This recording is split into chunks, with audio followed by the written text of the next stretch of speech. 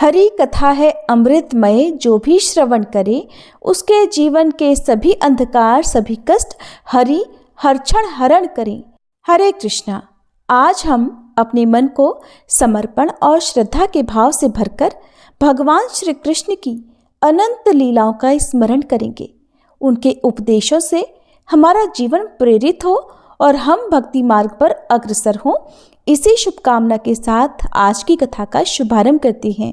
श्री मैत्रेय जी कहते हैं, विदुर जी, स्वयंभु मनु के महारानी शतरूपा से प्रियव्रत और उत्तानपाद इन दो पुत्रों के सिवा 3 कन्याएं भी हुई थी। वे आकुति, देवहूति और प्रसूति नाम से विख्यात थी। आकुति का यद्यपि उसके भाई थे, तब भी महारानी शतरूपा की अनुमति से उन्होंने रुचि प्रजापति के साथ पुत्रिका धर्म के अनुसार विवाह किया था। पुत्रिका धर्म के अनुसार किए जाने वाले विवाह में ये शर्त होती है कि कन्या के जो पहला पुत्र होगा उसे कन्या के पिता ले लेंगे। प्रजापति रुचि भगवान के अनन्य चिंतन के कारण ब्रह्म तेज से संपन्न थे।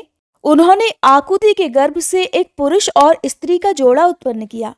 उनमें जो पुरुष था वह साक्षात यज्ञ स्वरूपधारी भगवान विष्णु थे और जो स्त्री थी वह भगवान से कभी अलग न रहने वाली लक्ष्मी जी की अंश स्वरूपा दक्षिणा थी। मनु जी अपनी पुत्री आकुति के उस परम तेजस्वी पुत्र को बड़ी प्रसन्नता से अपने घर ले आए और दक्षिणा को रुचि प्रजापति ने अपने पास रखा। जब दक्षिणा विवाह के योग्य हुई तब उसने यज्ञ भगवान को ही पति रूप में प्राप्त करने की इच्छा की। तब भगवान यज्ञ पुरुष ने उससे विवाह किया। इससे दक्षिणा को बड़ा संतोष हुआ। भगवान ने प्रसन्न होकर उससे 12 पुत्र उत्पन्न किए। उनके नाम हैं तोष, प्रतोष, संतोष, भद्र, शांति, इडस्पति, इग्म, कवि, विभु, स्वहर, सुदेव और रोचन। यही स्वयंभू मनवंतर में तुषित नाम के देवता हुए। उस मनवंतर में मरीचि आदि सप्तऋषि थे। भगवान यज्ञ ही देवताओं के अधीश्वर इंद्र थे और महान प्रभावशाली प्रियव्रत और उत्तानपाद मनुपुत्र थे। वह मनवंतर उन्हीं दोनों के बेटों, पोतों और दहित्रों के वंश से छा गया। हे प्यारे विदुर जी, मनु जी ने अपनी दूसरी कन्या देवहूति कर्दम जी को ब्याही थी। उसके संबंध की प्राय सभी बातें तुम मुझसे सुन चुके हो। भगवान मनु ने अपनी तीसरी कन्या प्रसूति का विवाह ब्रह्मा जी के पुत्र दक्ष प्रजापति से किया था। उसकी विशाल वंश परंपरा तो सारी त्रिलोकी में फैली हुई है। मैं कर्दम जी की 9 कन्याओं का, जो 9 ब्रह्म ऋषियों से ब्याही गई थी, पहले ही वर्णन कर चुका हूँ। अब उनकी वंश परंपरा का वर्णन करता हूँ, ध्यान पूर्वक सुनो। मरीचि ऋषि की पत्नी कर्दम जी की बेटी कला से कश्यप और पूर्णिमा नामक 2 पुत्र हुए, जिनके वंश से ये सारा जगत भरा हुआ है। शत्रुतापन विदुर जी, पूर्णिमा के विरज और विश्वग नाम के 2 पुत्र तथा देवकुल्या नाम की एक कन्या हुई। वही दूसरे जन्म में श्री हरि के चरणों के धोवन से देव नदी गंगा के रूप में प्रकट हुई। अत्रि की पत्नी अनुसुईया से दत्तात्रेय, दुर्वासा और चंद्रमा नाम के 3 परम यशस्वी पुत्र हुए। ये क्रमशः भगवान विष्णु, शंकर और ब्रह्मा जी के अंश से उत्पन्न हुए थे। ये जानकर विदुर जी ने मैत्रेय जी से पूछा कि हे गुरु जी, कृपया ये बतलाइए कि जगत की उत्पत्ति, स्थिति और अंत करने वाले इन सर्वश्रेष्ठ देवों ने अत्रि मुनि के यहाँ क्या करने की इच्छा से अवतार लिया था। तब श्री मैत्रेय जी इस प्रकार कहने लगे कि हे विदुर जी, जब ब्रह्मा जी ने ब्रह्म ज्ञानियों में श्रेष्ठ महर्षि अत्रि को सृष्टि रचने के लिए आज्ञा दी, तब वे अपनी सहधर्मिणी के सहित तप करने के लिए ऋष नामक कुल पर्वत पर चले गए। वहां पलाश और अशोक के वृक्षों का एक विशाल वन था। उसके सभी वृक्ष फूलों के गुच्छों से लदे हुए थे तथा उसमें सब ओर निर्विंध्या नदी के जल की कलकल ध्वनि गूंजती रहती थी। उस वन में वे मुनिश्रेष्ठ प्राणायाम के द्वारा अपने मन को वश में करके 100 वर्ष तक केवल वायु पीकर, सर्दी गर्मी आदि द्वंद्वों की कुछ भी परवाह न करके एक ही पैर से खड़े रहे। उस समय वे मन ही मन यही प्रार्थना करते रहे कि जो कोई संपूर्ण जगत के ईश्वर हैं, मैं उनकी शरण में हूँ, वे मुझे अपने ही समान संतान प्रदान करें। तब ये देखकर कि प्राणायाम रूपी ईंधन से प्रज्वलित हुआ अत्रि मुनि का तेज उनके मस्तक से निकलकर तीनों लोकों को कपा रहा है। ब्रह्मा, विष्णु और महादेव तीनों जगतपति उनके आश्रम में आए। उस समय अप्सरा, मुनि, गंधर्व, सिद्ध, विद्याधर और नाग उनका सुयश गा रहे थे। उन तीनों का एक ही साथ प्रादुर्भाव होने से अत्रि मुनि का अंतःकरण प्रकाशित हो उठा। उन्होंने एक पैर से ही खड़े खड़े उन देव देवों को देखा और फिर पृथ्वी पर दंड के समान लौटकर प्रणाम करने के अनंतर अर्घ्य पुष्पादि पूजन की सामग्री हाथ में लेकर उनकी पूजा की। वे तीनों अपने अपने वाहन अर्थात हंस, गरुड़ और बैल पर चढ़े हुए तथा अपने कमंडल, चक्र, त्रिशूल आदि चिन्हों से सुशोभित थे। उनकी आंखों से कृपा की वर्षा हो रही थी। उनके मुख पर मंद मंद हास्य की रेखा थी जिससे उनकी प्रसन्नता झलक रही थी। उनके तेज से चौंधियाकर मुनिवर ने अपनी आंखें मूंद ली। वे अपने मन को उन्हीं की ओर लगाकर हाथ जोड़कर और सुंदर भावपूर्ण वचनों में लोक में सबसे बड़े उन तीनों देवों की स्तुति करने लगे। अत्रि मुनि कहने लगे, हे भगवान, प्रत्येक कल्प के आरंभ में जगत की उत्पत्ति, स्थिति और लय के लिए जो माया के सत्वादि तीनों गुणों का विभाग करके भिन्न भिन्न शरीर धारण करते हैं, वे ब्रह्मा, विष्णु और महादेव आप ही हैं। मैं आपको प्रणाम करता हूँ। कहिए, मैंने जिनको बुलाया था आप में से वे कौन महानुभाव हैं? क्योंकि मैंने तो संतान प्राप्ति की इच्छा से केवल एक सुरेश्वर भगवान का ही चिंतन किया था। फिर आप तीनों ने यहाँ पधारने की कृपा कैसे की? आप लोगों तक तो देहधारियों के मन की भी गति नहीं है, इसलिए मुझे बड़ा आश्चर्य हो रहा है। आप लोग कृपा करके मुझे इसका रहस्य बतलाइए। श्री मैत्रेय जी कहते हैं, हे समर्थ विदुर जी, अत्रि मुनि के वचन सुनकर वे तीनों देव हंसे और उनसे सुमधुर वाणी में इस प्रकार कहने लगे, हे ब्राह्मण, तुम सत्य संकल्प हो, अतः तुमने जैसा संकल्प किया था वही होना चाहिए। उससे विपरीत भला कैसे हो सकता था? तुम जिस जगदीश्वर का ध्यान करते थे वह हम तीनों ही हैं। प्रिय महर्षि, तुम्हारा कल्याण हो। तुम्हारे यहाँ हमारे ही अंश स्वरूप 3 जगत विख्यात पुत्र उत्पन्न होंगे और तुम्हारे सुंदर यश का विस्तार करेंगे। उन्हें इस प्रकार अभीष्ट वर देकर तथा पति पत्नी दोनों से भली भांति पूजित होकर उनके देखते ही देखते वे तीनों सुरेश्वर अपने अपने लोकों को चले गए। ब्रह्मा जी के अंश से चंद्रमा, विष्णु जी के अंश से योगवेता दत्तात्रेय जी और महादेव जी के अंश से दुर्वासा ऋषि अत्रि के पुत्र रूप में प्रकट हुए। अब अंगिरा ऋषि की संतानों का वर्णन भी सुनो। अंगिरा की पत्नी श्रद्धा ने सिनिवाली, कुहू, राका और अनुमति इन 4 कन्याओं को जन्म दिया। इनके सिवा उनके साक्षात भगवान उद्धव जी और ब्रह्मनिष्ठ बृहस्पति जी ये 2 पुत्र भी हुए जो स्वारोचिष मनवंतर में विख्यात हुए। पुलत्स्य जी के उनकी पत्नी हविर्भू से महर्षि अगस्त्य और महातपस्वी विश्रवा ये 2 पुत्र हुए। इनमें अगस्त्य जी दूसरे जन्म में जठराग्नि हुए। विश्रवा मुनि के एडविडा के गर्भ से यक्षराज कुबेर का जन्म हुआ और उनकी दूसरी पत्नी केशिनी से रावण, कुंभकर्ण और विभीषण उत्पन्न हुए। हे महामते, महर्षि पुलह की स्त्री परम साध्वी गति से कर्मश्रेष्ठ, वरियान और सहिष्णु ये 3 पुत्र उत्पन्न हुए। इसी प्रकार क्रतु की पत्नी क्रिया ने ब्रह्मतेज से दैदीप्यमान वालखिल्यादि 60,000 ऋषियों को जन्म दिया। शत्रुतापन विदुर जी, वशिष्ठ जी की पत्नी ऊर्जा अर्थात अरुंधति से चित्रकेतु आदि 7 विशुद्ध चित्त ब्रह्म ऋषियों का जन्म हुआ। उनके नाम चित्रकेतु, सुरोचि, विरजा, मित्र, उलक्षण, वृषभधान और द्युमान थे। इनके सिवा उनकी दूसरी पत्नी से शक्ति आदि और भी कई पुत्र हुए। अथर्वा मुनि की पत्नी चित्ती ने दध्यंग अर्थात दधीची नामक एक तपोनिष्ठ पुत्र प्राप्त किया जिसका दूसरा नाम अश्वशिरा भी था। अब भृगु के वंश का वर्णन भी सुनो। महाराज भृगु जी ने अपनी भार्या ख्याति से धाता और विधाता नामक पुत्र तथा श्री नाम की एक भगवत परायणा कन्या उत्पन्न की। मेरु ऋषि ने अपनी अयाति और नियति नाम की कन्याएं क्रमशः धाता और विधाता को ब्याही। उनसे उनके मृकंड और प्राण नामक पुत्र हुए। उनमें से मृकंड के मार्कंडे और प्राण के मुनिवर वेदशिरा का जन्म हुआ।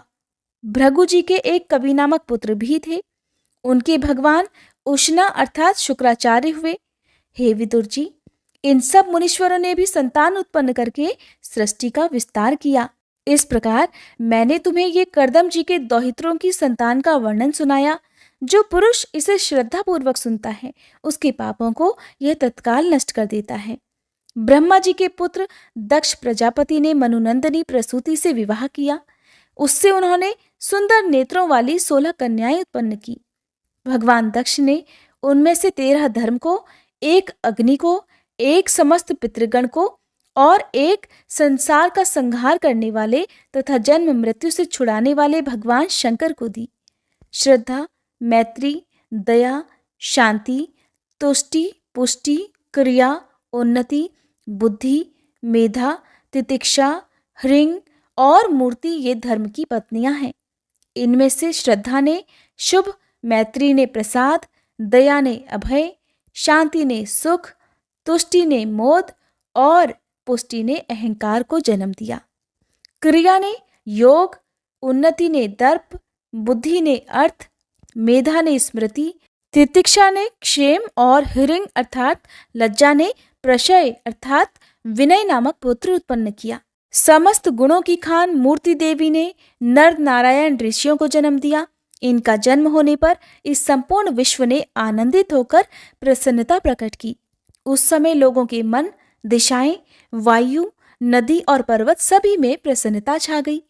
आकाश में मांगलिक बाजे बजने लगे, देवतागण फूलों की वर्षा करने लगे, मुनि प्रसन्न होकर स्तुति करने लगे, गंधर्व और किन्नर गान गाने लगे, अप्सराएं नाचने लगी। इस प्रकार उस समय बड़ा ही आनंद मंगल हुआ तथा ब्रह्मादि समस्त देवता स्तोत्रों द्वारा भगवान की स्तुति करने लगे। देवतागण कहने लगे, जिस प्रकार आकाश में तरह तरह के रूपों की कल्पना कर ली जाती है, उसी प्रकार जिन्होंने अपनी माया के द्वारा अपने ही स्वरूप के अंदर इस संसार की रचना की है और अपने उस स्वरूप को प्रकाशित करने के लिए इस समय इस ऋषि विग्रह के साथ धर्म के घर में अपने आप को प्रकट किया है, उन परम पुरुष को हमारा नमस्कार है, जिनके तत्व का शास्त्र के आधार पर हम लोग केवल अनुमान ही करते हैं, प्रत्यक्ष नहीं कर पाते। उन्हीं भगवान ने देवताओं को संसार की मर्यादा में किसी प्रकार की गड़बड़ी ना हो, इसीलिए सत्व गुण से उत्पन्न किया है। अब वे अपने करुणामय नेत्रों से जो समस्त शोभा और सौंदर्य के निवास स्थान निर्मल दिव्य कमल को भी नीचा दिखाने वाले हैं, हमारी ओर निहारे। हे प्यारे विदुर जी, प्रभु का साक्षात दर्शन पाकर देवताओं ने उनकी इस प्रकार स्तुति और पूजा की। इसके पश्चात भगवान नर नारायण दोनों गंधमादन पर्वत पर चले गए।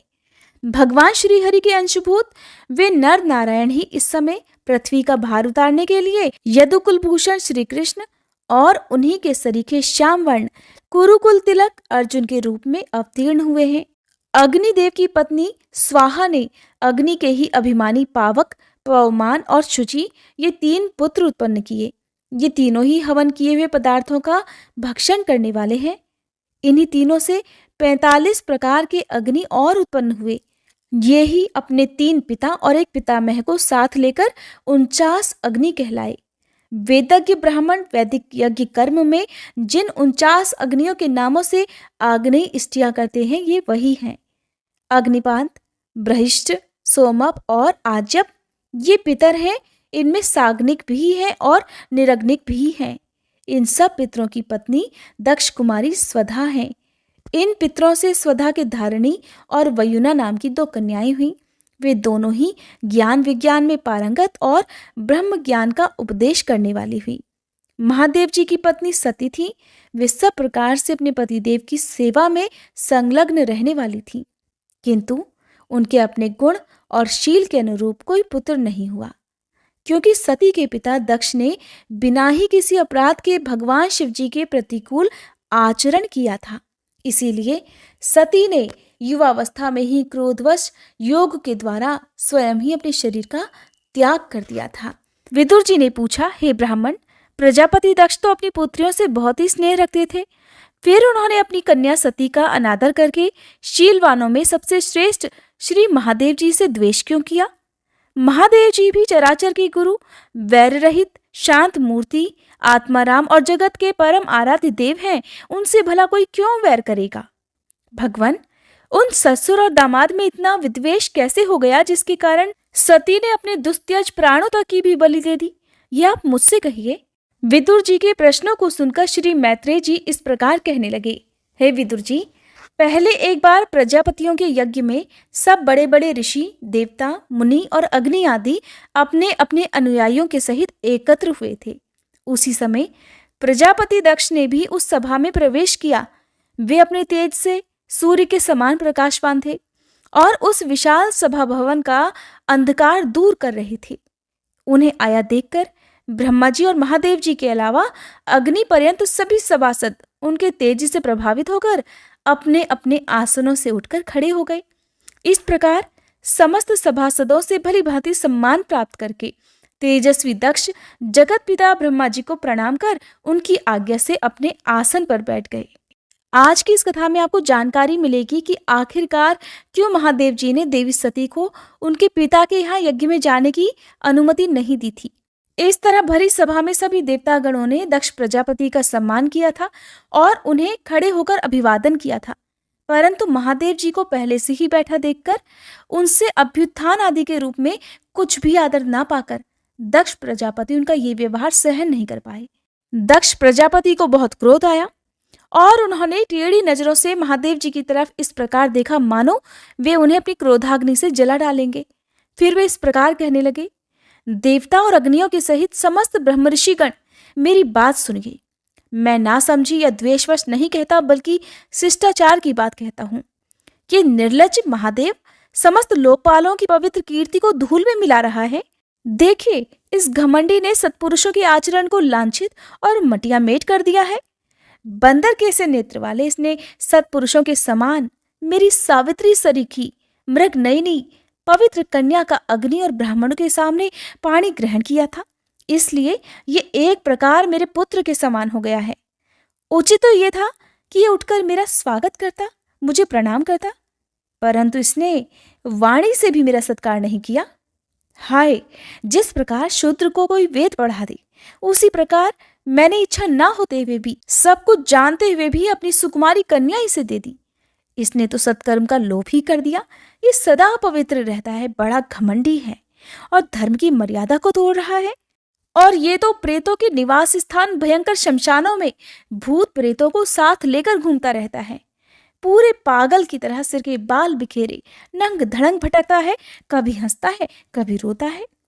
ये सारे शरीर पर चिता की अपवित्र भस्म लपेटे रहता है। गले में भूतों के पहनने योग्य नरमुंडों की माला और सारे शरीर में हड्डियों के गहने पहना रहता है। ये तो बस नाम भर का ही शिव है, वास्तव में है पूरा शिव, अमंगल रूप। जैसे ये स्वयं मतवाला है, वैसे ही इसे मतवाले ही प्यारे लगते हैं। भूत प्रेत प्रमथ आदि निरे तमोगुणी स्वभाव वाले जीवों का तो ये नेता है। अरे, मैंने केवल ब्रह्मा जी के बहकावे में आकर ऐसे भूतों के सरदार, आचारहीन और दुष्ट स्वभाव वाले को अपनी भोली भाली बेटी ब्याह दी। श्री मैत्रेय जी कहते हैं, हे विदुर जी, दक्ष ने इस प्रकार महादेव जी को बहुत बुरा भला कहा और महादेव जी ने इसका कोई प्रतिकार ही नहीं किया। वे तो पहले की तरह निश्चल भाव से अपने ही स्थान पर बैठे रहे। इससे दक्ष के क्रोध का पारा और भी ऊंचा चढ़ गया और वे जल हाथ में लेकर उन्हें श्राप देने को ही तैयार हो गए। दक्ष ने कहा, ये महादेव देवताओं में बड़ा ही अधम है।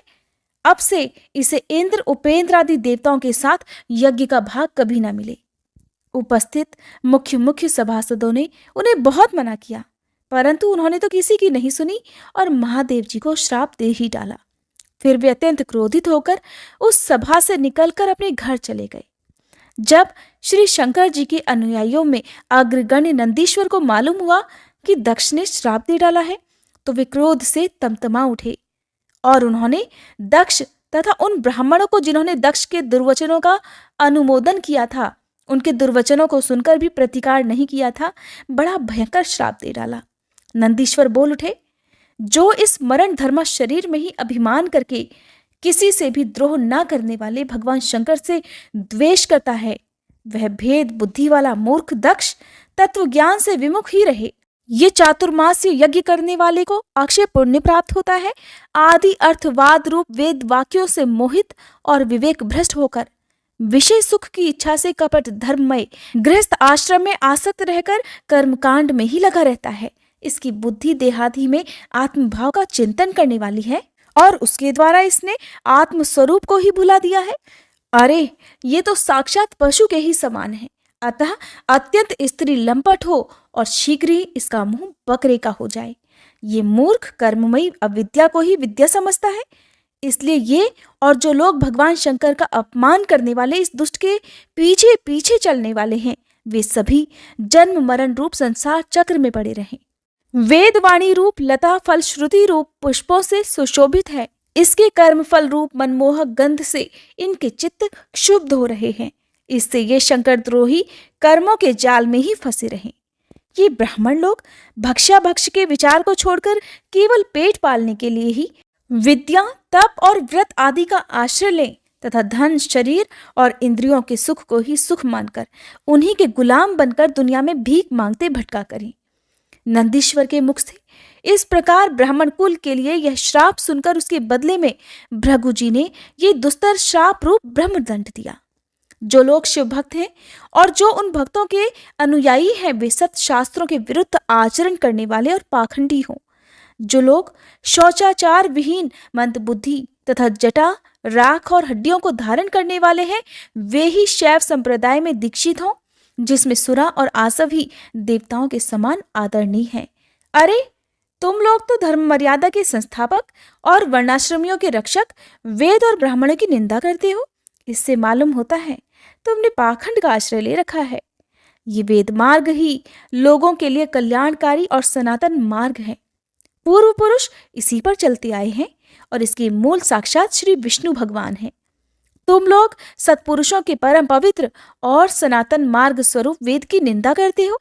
इसलिए अब उस पाखंड मार्ग में जाओ जिसमें भूतों के सरदार तुम्हारे इष्ट देव निवास करते हैं। श्री मैत्रेय जी कहते हैं, हे विदुर जी, भृगु ऋषि के इस प्रकार शाप देने पर भगवान शंकर कुछ खिन्न से होकर वहां से अपने अनुयायियों सहित चल दिए। वहां प्रजापति लोग जो यज्ञ कर रहे थे, उसमें पुरुषोत्तम श्री हरि ही उपास्य देव थे और वह यज्ञ 1000 वर्ष में समाप्त होने वाला था। उसे समाप्त कर उन प्रजापतियों ने श्री गंगा यमुना के संगम में यज्ञांत स्नान किया और फिर प्रसन्न मन से अपने अपने स्थानों को चले गए। श्री मैत्रेय जी कहते हैं, हे विदुर जी, इस प्रकार उन ससुर और दामाद को आपस में बैर विरोध रखते हुए बहुत अधिक समय निकल आया। इसी समय ब्रह्मा जी ने दक्ष को समस्त प्रजापतियों का अधिपति बना दिया। इससे उसका गर्व और भी बढ़ गया। अब उसने भगवान शंकर आदि ब्रह्मनिष्ठों को यज्ञ भाग न देकर उनका तिरस्कार करते हुए पहले तो वाजपेय यज्ञ किया और फिर बृहस्पति सव नाम का महायज्ञ आरंभ किया। उस यज्ञोत्सव में सभी ब्रह्म ऋषि, देवर्षि, पितर, देवता आदि अपनी अपनी पत्नियों के साथ पधारे। उन सब ने मिलकर वहां मांगलिक कार्य संपन्न किए और प्रजापति दक्ष द्वारा उन सभी का स्वागत सत्कार किया गया। उस समय आकाश मार्ग से जाते हुए देवतागण आपस में उस यज्ञ की चर्चा करते जाते थे। उनके मुख से दक्ष कुमारी सती ने अपने पिता के घर होने वाली यज्ञ की बातें सुन ली। उन्होंने देखा, हमारे निवास स्थान कैलाश के पास से होकर सब ओर से चंचल नेत्रों वाली गंधर्व और यज्ञों की स्त्रियां चमकीले कुंडल और हार पहने खूब सज धज कर अपने अपने पतियों के साथ विमानों पर बैठी उस यज्ञोत्सव में जा रही है। इससे उन्हें भी बड़ी उत्सुकता हुई और उन्होंने अपने पति भगवान भूतनाथ से कहा। देवी सती इस प्रकार कहने लगी, हे वामदेव, सुना है इस समय आपके ससुर दक्ष प्रजापति के यहाँ बड़ा भारी यज्ञोत्सव हो रहा है। देखिए तो ये सब देवतागण वहीं जा रहे हैं। हे स्वामी, अगर आपकी इच्छा हो तो हम भी चलें।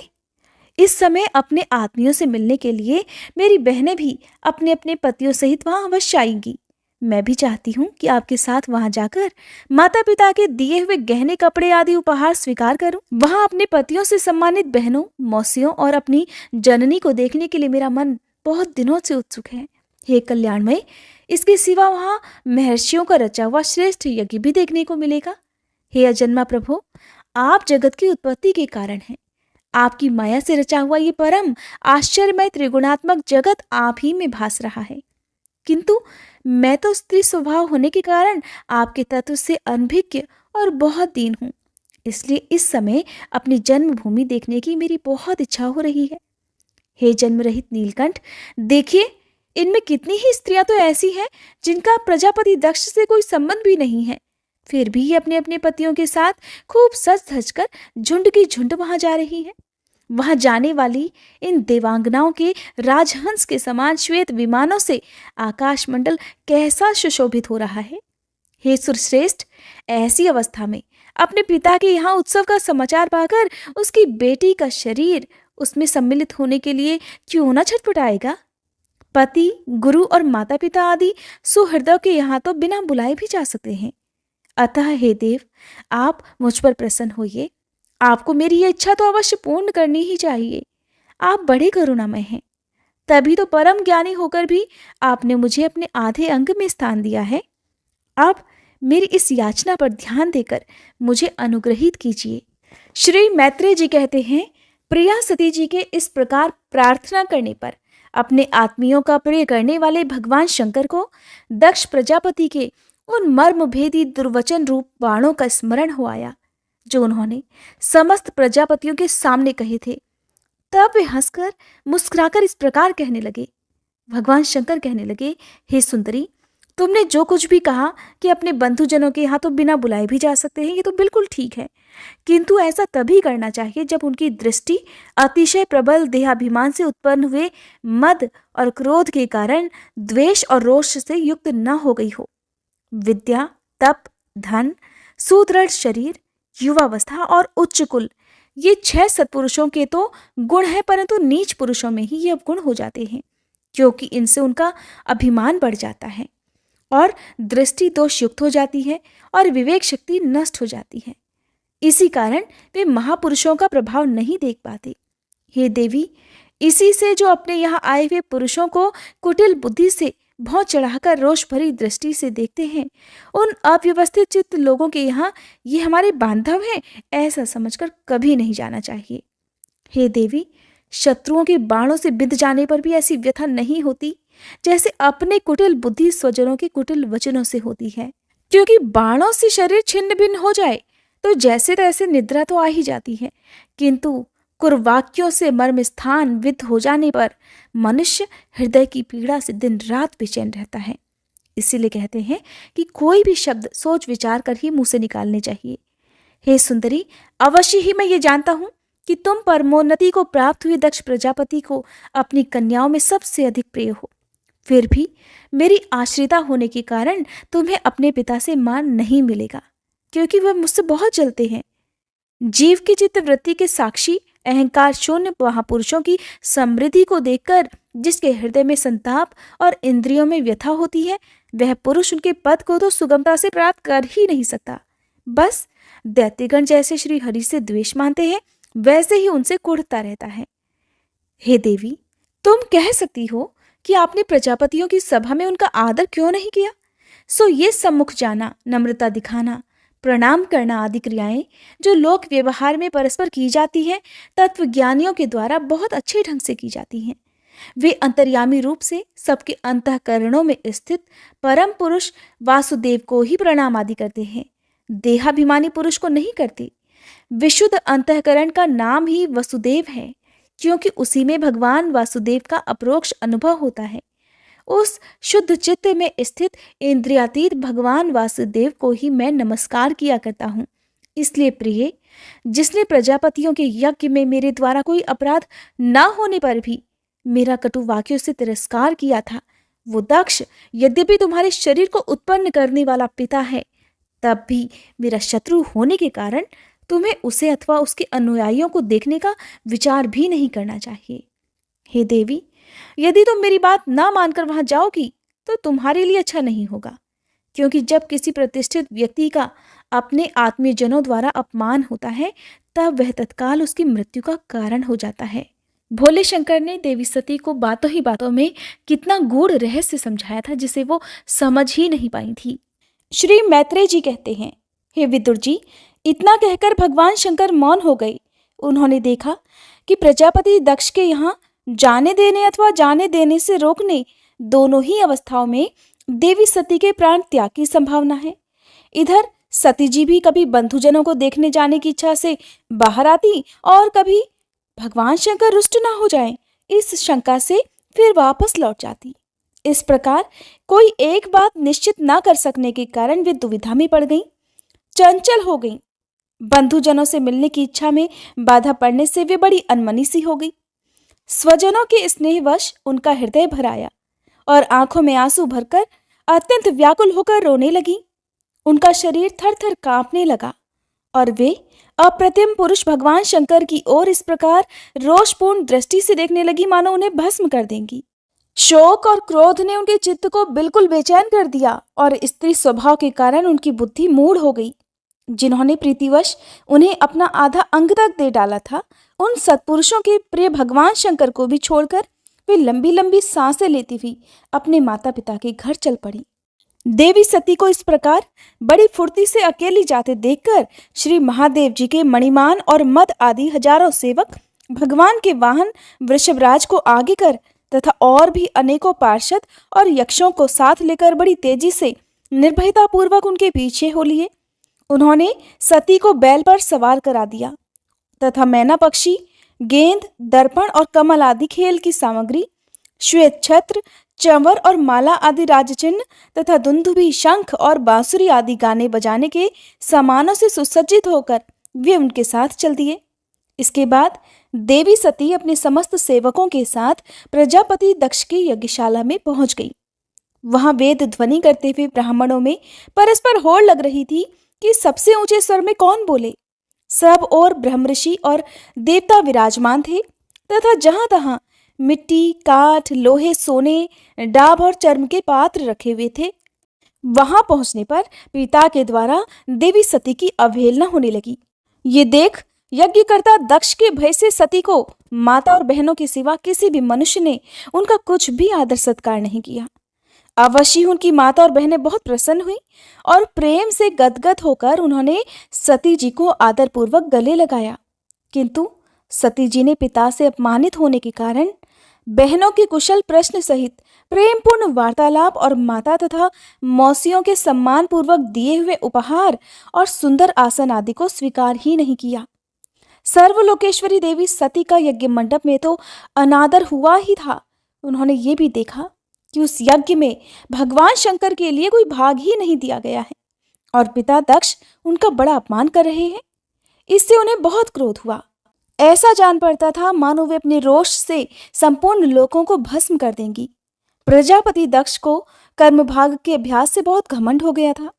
उसे शिव जी से द्वेष करते देखकर जब सती के साथ आए हुए भूत उसे मारने को तैयार हुए, तब देवी सती ने उन्हें अपने तेज से रोक दिया और सब लोगों को सुनाकर पिता की निंदा करते हुए क्रोध से लड़खड़ाती हुई वाणी में कहने लगी। देवी सती कहने लगी, हे पिताजी, भगवान शंकर से बड़ा तो संसार में कोई भी नहीं है। वे तो सभी देवधारियों के प्रिय आत्मा हैं। उनका ना तो कोई प्रिय है ना अप्रिय, अतएव उनका किसी भी प्राणी से बैर तक नहीं है। वे तो सबके कारण और सर्वस्वरूप है। आपके सिवा और ऐसा कौन है जो उनसे विरोध करेगा। हे द्विजवर, आप जैसे लोग दूसरों के गुणों में भी दोष ही देखते हैं, किंतु कोई साधु पुरुष ऐसा नहीं करते। जो लोग दोष देखने की बात तो अलग रही, दूसरों के थोड़े से गुण को भी बड़े रूप में देखना चाहते हैं, वे सबसे श्रेष्ठ हैं। खेद है कि आपने ऐसे महापुरुषों पर भी दोषारोपण ही किया। जो दुष्ट मनुष्य इस शवरूप जड़ शरीर को ही आत्मा मानते हैं, वे यदि ईर्ष्यावश सर्वदा ही महापुरुषों की निंदा करें तो ये कोई आश्चर्य की बात नहीं है, क्योंकि महापुरुष तो उनकी इस चेष्टा पर कोई ध्यान ही नहीं देते, परंतु उनके चरणों की धूलि उनके इस अपराध को न सहकर उनका तेज नष्ट कर देती है। अतः महापुरुषों की निंदा जैसा जघन्य कार्य उन दुष्ट पुरुषों को ही शोभा देता है, जिनका शिव ये दो अक्षरों का नाम प्रसंगवश एक बार भी मुख से निकल जाने पर मनुष्य के समस्त पापों को तत्काल नष्ट कर देता है और जिनकी आज्ञा का कोई भी उल्लंघन नहीं कर सकता। अहो, उन्हीं पवित्र कीर्ति मंगलमय भगवान शंकर से आप द्वेष करते हैं। अवश्य ही आप अमंगल रूप हैं। अरे, महापुरुषों के मन मधुकर ब्रह्मानंदमय रस का पान करने की इच्छा से जिनके चरण कमलों का निरंतर सेवन किया करते हैं और जिनके चरण कमल सकाम पुरुषों को उनके अभीष्ट योग भी देते हैं, उन विश्वबंधु भगवान शिव से आप वैर करते हैं। वे केवल नाम मात्र के शिव हैं। उनका वेश अशिव रूप, अमंगल रूप है, इस बात को आपके सिवा दूसरे कोई देवता संभवतः नहीं जानते, क्योंकि जो भगवान शिव शमशान भूमिस्थ नरमुंडों की माला, चिता की भस्म और हड्डियां पहने, जटा बिखेरे, भूत पिशाचों के साथ शमशान में निवास करते हैं, उन्हीं के चरणों पर से गिरे हुए निर्मल्य को ब्रह्मा आदि देवता अपने सिर पर धारण करते हैं। यदि निरंकुश लोग धर्म मर्यादा की रक्षा करने वाले अपने पूजनीय स्वामी की निंदा करें तो अपने में उसे दंड देने की शक्ति न होने पर कान बंद करके वहां से चला जाए, और यदि शक्ति हो तो बलपूर्वक पकड़कर उस बकवास करने वाली अमंगल रूप दुष्ट जीवा को काट डाले। इस पाप को रोकने के लिए स्वयं अपने प्राण तक दे, यही धर्म है। आप भगवान नीलकंठ की निंदा करने वाले हैं, इसलिए आपसे उत्पन्न हुए इस शरीर को अब मैं नहीं रख सकती।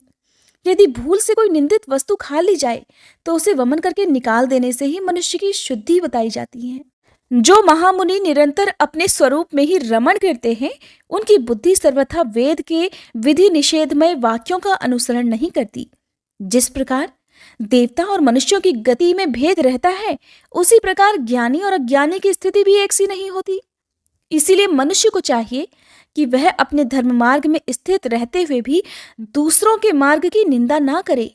हे पिताजी, हमारा ऐश्वर्य अव्यक्त है, आत्मज्ञानी महापुरुष ही उसका सेवन कर सकते हैं। आपके पास वो ऐश्वर्य नहीं है, और यज्ञशालाओं में यज्ञान से तृप्त होकर प्राण पोषण करने वाले कर्मठ लोग उनकी प्रशंसा भी नहीं करते। आप भगवान शंकर का अपराध करने वाले हैं, अतः आपके शरीर से उत्पन्न इस निंदनीय देह को रखकर अब मुझे करना भी क्या है। आप जैसे दुर्जन से संबंध होने के कारण मुझे लज्जा आती है। जो महापुरुषों का अपराध करता है, उससे होने वाले जन्म को भी धिक्कार है। जिस समय भगवान शिव आपके साथ मेरा संबंध दिखलाते हुए मुझे हंसी में दाक्षायणी अर्थात दक्ष कुमारी के नाम से पुकारेंगे, उस समय हंसी को भूलकर मुझे बड़ी ही लज्जा और खेद होगा। इसलिए उसके पहले ही मैं आपके अंग से उत्पन्न इस शवतुल्य शरीर का त्याग कर दूंगी। श्री मैत्रेय जी कहते हैं, काम आदि शत्रुओं को जीतने वाले विदुर जी उस यज्ञ मंडप में प्रजापति दक्ष से इस प्रकार कहकर देवी सती मौन होकर उत्तर दिशा में धरती पर बैठ गई। उन्होंने आचमन करके पीला वस्त्र ओढ़ लिया और आंखें मूंदकर अपना शरीर छोड़ने के लिए वे योग मार्ग में स्थित हो गई। उन्होंने आसन को स्थिर कर प्राणायाम द्वारा प्राण और अपान को एक रूप करके नाभि चक्र में स्थित किया। फिर उदान वायु को नाभि चक्र से ऊपर उठाकर धीरे धीरे बुद्धि के साथ हृदय में स्थापित किया। इसके बाद अनिंदिता सती उस हृदय स्थित वायु को कंठ मार्ग से भ्रकुटियों के बीच में ले गई। इस प्रकार जिस शरीर को महापुरुषों के भी पूजनीय भगवान शंकर ने कई बार बड़े आदर से अपनी गोद में बिठाया था, दक्ष पर कुपित होकर उसे त्यागने की इच्छा से महामन स्वामिनी सती ने अपने संपूर्ण अंगों में वायु और अग्नि की धारणा की। अपने पति जगत गुरु भगवान शंकर के चरण कमल मकरंद का चिंतन करते करते सती ने और सब ध्यान भुला दिए। उन्हें उन चरणों के अलावा कुछ भी दिखाई नहीं दिया। इससे वे सर्वथा निर्दोष अर्थात मैं दक्ष कन्या हूं ऐसे अभिमान से भी मुक्त हो गई और उनका शरीर तुरंत ही योगाग्नि से जल उठा। उस समय वहां आए हुए देवतागण आदि ने जब सती का देह त्याग रूप ये महान आश्चर्यमय चरित्र देखा, तब वे सभी हाहाकार करने लगे और वह भयंकर कोलाहल आकाश में और पृथ्वी तल पर सभी जगह फैल गया। सब और यही सुनाई देता था, हाय दक्ष के दुर्व्यवहार से कुपित होकर देवाधिदेव महादेव के प्रिया सती ने प्राण त्याग दिए। देखो सारी चराचर जीव इस दक्ष प्रजापति की ही संतान है, फिर भी इसने कैसी भारी दुष्टता की है। इसकी पुत्री शुद्ध हृदया सती सदा ही मान पाने की योग्य थी, किंतु इसने उसका ऐसा निरादर किया कि उसने प्राण त्याग दिए। वास्तव में ये दक्ष बड़ा ही असहिष्णु और ब्राह्मण द्रोही है। अब इसकी संसार में बड़ी अपकीर्ति होगी। जब इसकी पुत्री सती इसी के अपराध से प्राण त्याग करने को तैयार हुई, तब भी इस शंकर द्रोही ने उसे रोका तक नहीं। जिस समय सब लोग ऐसा कह रहे थे, उसी समय शिवजी के पार्षद सती का ये अद्भुत प्राण त्याग देकर अस्त्र शस्त्र लेकर दक्ष को मारने के लिए उठ खड़े हुए। उनके आक्रमण का वेग देखकर भगवान भृगु ने यज्ञ में विघ्न डालने वालों का नाश करने के लिए अपहंतम रक्षा इत्यादि मंत्र का उच्चारण करते हुए दक्षिणाग्नि में आहुति देनी प्रारंभ कर दी। अर्धवर्यु भृगु ने जैसे ही आहुति छोड़ी कि यज्ञ कुंड से ऋषु नाम के हजारों तेजस्वी देवता प्रकट हो गए। उन्होंने अपनी तपस्या के प्रभाव से चंद्रलोक प्राप्त किया था। उन ब्रह्म तेज संपन्न देवताओं ने जलती हुई लकड़ियों से आक्रमण किया तो समस्त गुह्यक और प्रथम गण इधर उधर भाग खड़े हुए। श्री मैत्रेय जी कहते हैं, महादेव जी ने जब देवर्षि नारद के मुख से सुना कि अपने पिता दक्ष से अपमानित होने के कारण देवी सती ने प्राण त्याग दिए हैं और उसकी यज्ञ वेदी से प्रकट हुए रिभुओं ने उनके पार्षदों की सेना को मारकर भगा दिया है, तब उन्हें बड़ा ही क्रोध आया। उन्होंने उग्र रूप धारण कर क्रोध के मारे होठ चबाते हुए अपनी एक जटा उखाड़ ली, जो बिजली और आग की लपट के समान दीप्त हो रही थी, और सहसा खड़े होकर बड़े गंभीर अट्टहास के साथ ही उसे पृथ्वी पर पटक दिया। उससे तुरंत ही एक बड़ा भारी लंबा चौड़ा पुरुष उत्पन्न हुआ। उसका शरीर इतना विशाल था कि वह स्वर्ग को स्पर्श कर रहा था। उसके हजारों भुजाएं थी, मेघ के समान श्याम वर्ण था, सूर्य के समान जलते हुए 3 नेत्र थे, विकराल दाढ़ें थी और अग्नि की ज्वालाओं के समान लाल लाल जटाएं थी। उसके गले में नरमुंडों की माला थी और हाथों में तरह तरह के अस्त्र शस्त्र थे। जब उसने हाथ जोड़कर पूछा, हे भगवान, मैं क्या करूं? तब भगवान भूतनाथ कहने लगे, हे वीर रुद्र, तू मेरा अंश है, इसलिए मेरे पार्षदों का अधिनायक बनकर तू तुरंत ही जा और दक्ष तथा उसके यज्ञ को नष्ट कर डाल। प्यारे विदुर जी, जब देवाधिदेव भगवान शंकर ने क्रोध में भरकर ऐसी आज्ञा दी, तब वीरभद्र उनकी परिक्रमा करके चलने को तैयार हो गए। उस समय उन्हें ऐसा मालूम होने लगा कि मेरे वेग का सामना करने वाला इस संसार में कोई नहीं है और मैं बड़े से बड़े वीर का भी वेग सहन कर सकता हूँ। वे भयंकर सिंहनाद करते हुए एक अति कराल त्रिशूल हाथ में लेकर दक्ष के यज्ञ मंडप की ओर दौड़ पड़े। उनका त्रिशूल संसार संहारक मृत्यु का भी संहार करने में समर्थ था। भगवान रुद्र के और भी बहुत से सेवक गर्जना करते हुए उनके पीछे पीछे हो लिए। उस समय वीरभद्र के पैरों के नुपुर आदि आभूषण झनन झनन बजते जाते थे। इधर यज्ञशाला में बैठे हुए ऋत्विज, यजमान, सदस्य तथा अन्य ब्राह्मण और ब्राह्मणियों ने जब उत्तर दिशा की ओर धूल उड़ती देखी, तब वे सोचने लगे, अरे ये अंधेरा सा कैसे होता जा रहा है? ये धूल कहाँ से छा गई? इस समय ना तो आंधी ही चल रही है और ना कहीं लुटेरे ही सुने जाते हैं, क्योंकि अपराधियों को कठोर दंड देने वाला राजा प्राचीन वर ही अभी जीवित है। अभी गौओं के आने का समय भी नहीं हुआ, फिर ये धूल भला कहाँ से आई? क्या इसी समय संसार का प्रलय तो नहीं होने वाला? तब दक्ष पत्नी प्रसूति एवं अन्य स्त्रियों ने व्याकुल होकर कहा, प्रजापति दक्ष ने अपनी सारी कन्याओं के सामने बेचारी निरपराधा सती का तिरस्कार किया था। मालूम होता है कि उसी का फल है, अथवा हो न हो ये संसार मूर्ति भगवान रुद्र के अनादर का ही परिणाम है। प्रलय काल उपस्थित होने पर जिस समय वे अपने जटाजूट को बिखेर कर तथा शस्त्रास्त्रों से सुसज्जित अपनी भुजाओं को ध्वजा के समान फैलाकर तांडव नृत्य करते हैं, उस समय उनके त्रिशूल के फलों से दिग्गज बिंध जाते हैं और उनके मेघ गर्जन के समान भयंकर अट्टहास से 10 दिशाएं विदीर्ण हो जाती हैं। उस समय उनका तेज असह्य होता है। वे अपनी भौहें टेढ़ी करने के कारण बड़े दुर्धर्ष से जान पड़ते हैं और उनकी विकराल दाढ़ों से तारागण अस्त व्यस्त हो जाते हैं। उन क्रोध में भरे हुए भगवान शंकर को बार बार कुपित करने वाला पुरुष साक्षात विधाता ही क्यों न हो, क्या कभी उसका कल्याण हो सकता है? जो लोग महात्मा दक्ष के यज्ञ में बैठे हुए थे, वे भय के कारण एक दूसरे की ओर कातर दृष्टि से निहारते हुए ऐसी ही तरह तरह की बातें कर रहे थे कि इतने में ही आकाश और पृथ्वी में सब ओर सहस्त्रों भयंकर उत्पात होने लगे। विदुर जी, इसी समय दौड़कर आए हुए रुद्र सेवकों ने उस महान यज्ञ मंडप को सब ओर से घेर लिया। वे सब तरह तरह के अस्त्र शस्त्र लिए हुए थे। उनमें कोई बौने, कोई भूरे रंग के, कोई पीले और कोई मगर के समान पेट और मुख वाले थे। उनमें से किन्होंने प्रागवंश अर्थात यज्ञशाला के पूर्व और पश्चिम के खंभों के बीच में आड़े रखे हुए डंडे को तोड़ डाला, किन्हीं ने यज्ञशाला के पश्चिम की ओर स्थित पत्नीशाला को नष्ट कर डाला, किन्हीं ने यज्ञशाला के सामने का सभा मंडप और मंडप के आगे उत्तर की ओर स्थित आग्नेयशाला को तोड़ डाला, किन्होंने यजमान गृह और पाकशाला को तहस नहस कर डाला, किन्हीं ने यज्ञ के पात्र फोड़ डाले, किन्हीं ने अग्नियों को बुझा डाला। उनमें से कुछ ने वेदी की सीमा के सूत्रों को तोड़ डाला। कोई मुनियों को तंग करने लगे, कोई स्त्रियों को डराने धमकाने लगे, और कुछ ने अपने पास होकर भागते हुए देवताओं को पकड़ लिया। मणिमान ने भृगु ऋषि को बांध लिया, वीरभद्र ने प्रजापति दक्ष को कैद कर लिया तथा चंडीश ने पुषा को और नंदीश्वर ने भग देवता को पकड़ लिया। भगवान शंकर के पार्षदों की ये भयंकर लीला देखकर तथा उनके कंकड़ पत्थरों की मार से बहुत तंग आकर वहां जितने भी ऋत्विज सदस्य और देवतागण थे वे सब के सब जहां तहां भाग गए। भृगु जी हाथ में स्रुवा लिए हवन कर रहे थे।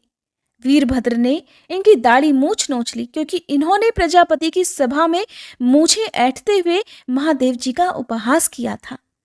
उन्होंने क्रोध में भरकर भग देवता को पृथ्वी पर पटक दिया और उनकी आंखें निकाल ली, क्योंकि जब दक्ष देव सभा में श्री महादेव जी को बुरा भला कहते हुए श्राप दे रहे थे उस समय इन्होंने ही दक्ष को सैन देकर उकसाया था। इसके बाद जैसे अनिरुद्ध के विवाह के समय बलराम जी ने कलिंग राज के दांत उखाड़े थे, ठीक उसी प्रकार उन्होंने पूषा के दांत तोड़ डाले, क्योंकि जब दक्ष ने महादेव जी को गालियां दी थी उस समय ये दांत दिखाकर हंस रहे थे। फिर वे दक्ष की छाती पर बैठकर एक तेज तलवार से उसका सिर काटने लगे, परंतु बहुत प्रयत्न करने पर भी वे उस समय उसे धड़ से अलग नहीं कर पाए। जब किसी भी प्रकार के अस्त्र शस्त्रों से दक्ष की त्वचा नहीं कटी तब वीरभद्र को बड़ा आश्चर्य हुआ और वे बहुत देर तक विचार करते रहे। तब उन्होंने यज्ञ मंडप में यज्ञ पशुओं को जिस प्रकार मारा जाता है उसे देखकर उसी प्रकार दक्ष रूप उस यजमान पशु का सिर धड़ से अलग कर दिया। ये देखकर भूत प्रेत और पिशाच आदि तो उनके इस कर्म की प्रशंसा करते हुए वाह वाह करने लगे और दक्ष के दलवालों में हाहाकार मच गया। वीरभद्र ने क्रोधित होकर दक्ष के कटे हुए सिर को यज्ञ की दक्षिणाग्नि में डाल दिया और उस यज्ञशाला में आग लगाकर यज्ञ को विध्वंस करके वे कैलाश पर्वत को वापस लौट गए। हरे कृष्णा। आज की कथा में बस इतना ही। इसके आगे की कथा आप सभी कल के अध्याय में जरूर सुनिएगा।